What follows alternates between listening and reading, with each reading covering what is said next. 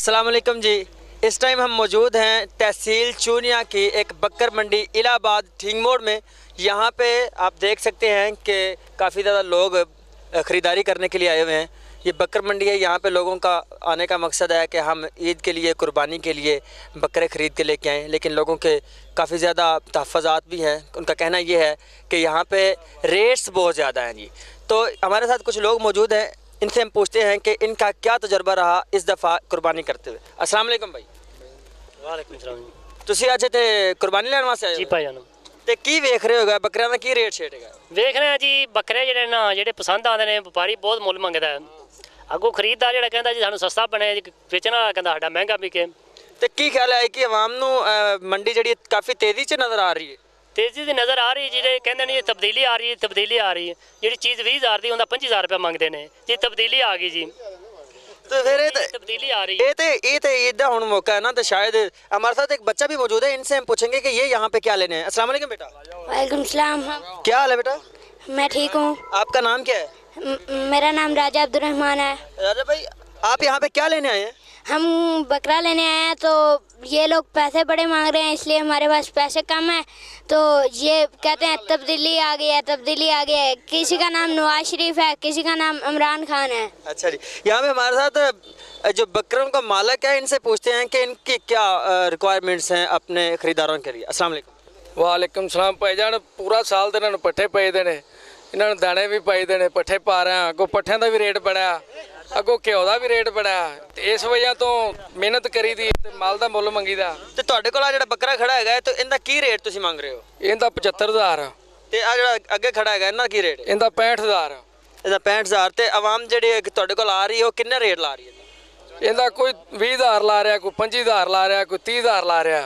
अच्छा, ਤੁਹਾਡਾ ख्याल है कि 75 तो घट नहीं बेचना? नहीं बेचना जी। नाज़रीन, इनका कहना है कि हमने पूरा साल मेहनत की है, तो हम इस मेहनत का नतीजा चाहते हैं, हम इस मेहनत का फल चाहते हैं। हमारे जी नाज़रीन, हम मौजूद हैं यहाँ पर बकर मंडी में इलाहाबाद में। यहाँ पर हमारे साथ यहाँ पर साथी मौजूद हैं फूलों वाली सरकार।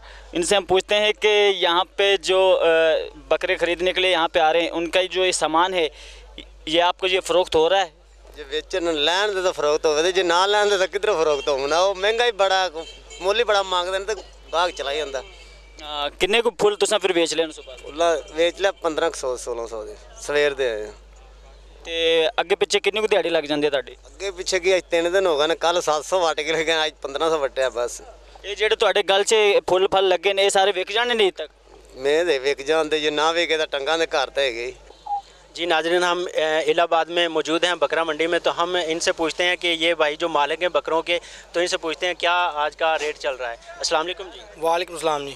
अच्छा सर जी, किदों दे मतलब सुबह दे लैके आए हो, ये किन्ने बकरे ने, की हिसाब तुसीं? जी साढ़े को 40 बकरे ही जनाब, कोई 5-7 सुबह के बकरे बेचे ने। गाहक आंदा मुੱਲ ਛੁੱਲ पुछ के चला जाता है। अच्छा, वो गाहक आंदा मुੱਲ ਛੁੱਲ पुछ के चला जाता है, की वजह इनदी? गाहक तब्दीली आई हुई है, इन्दा मंदा ही बड़ा है, इमरान खान की हुकूमत आई, गाहक क्यों नहीं हैगा। अच्छा, सुबह ਦੇ ਤੁਹਾਨੂੰ ਇੱਥੇ ਰਹਿਣ ਬਹਿਣ ਵਾਸਤੇ ਕੀ ਸਹੂਲਤਾਂ ਮੌਜੂਦ ਨੇ ਇੱਥੇ ਮੰਡੀ? ਕੋਈ ਨਹੀਂ ਸਹੂਲਤਾਂ, ਬਸ ਆਪ ਹੀ ਖੜੇ ਹੋਏ, ਨਾ ਤੇ ਪਾਣੀ ਨਾ ਲੈਣੀ ਨਾ ਦੇਣੀ, ਨਾ ਬੱਕਰਿਆਂ ਨੂੰ ਪਾਣੀ, ਕੁਛ ਵੀ ਨਹੀਂ ਹੈਗਾ। ਬਸ ਖੁਰਲੀਆਂ ਰੱਖੀਆਂ ਨੇ, ਬੱਕਰੇ ਖਲੇ ਨੇ। ਚਾਹੇ ਅਗਰ ਕੱਲ ਵੀ ਇਸ ਤਰ੍ਹਾਂ ਹੀ ਮੰਡੀ ਰਹੀ, ਨਹੀਂ ਵਿਕੇ, ਤੇ ਫਿਰ ਪਰਸੋਂ ਤੁਸੀਂ ਕੀ ਕਰੋਗੇ? ਪਰਸੋਂ ਫਿਰ ਅੱਲਾ ਸੁਬਹਾਨਾ ਘਰ ਲਾਏ ਆ, ਫਿਰ ਅਗਲੇ ਸਾਲ ਵੇਚ ਲਾਂਗੇ।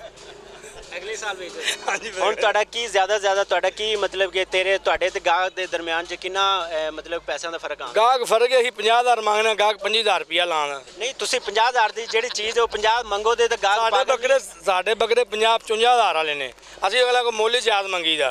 ਅੱਛਾ, ਇਹਨਾਂ 'ਚ ਕਿਹੜਾ 50,000 ਵਾਲਾ ਬੱਕਰਾ ਹੈ? ਇਹਨਾਂ ਦੇ ਲਿਆਓ ਨਾ ਥੋੜਾ ਜਿਹਾ। ਇਹਨਾਂ ਦੇ ਬੱਕਰੇ ਭਾਈ 60,000 ਦੇ ਬੱਕਰੇ ਵੇਚੇ ਗਏ ਨੇ, 50,000 ਦੀ ਕਿਤੇ ਗੱਲ ਰਹਿ ਗਈ।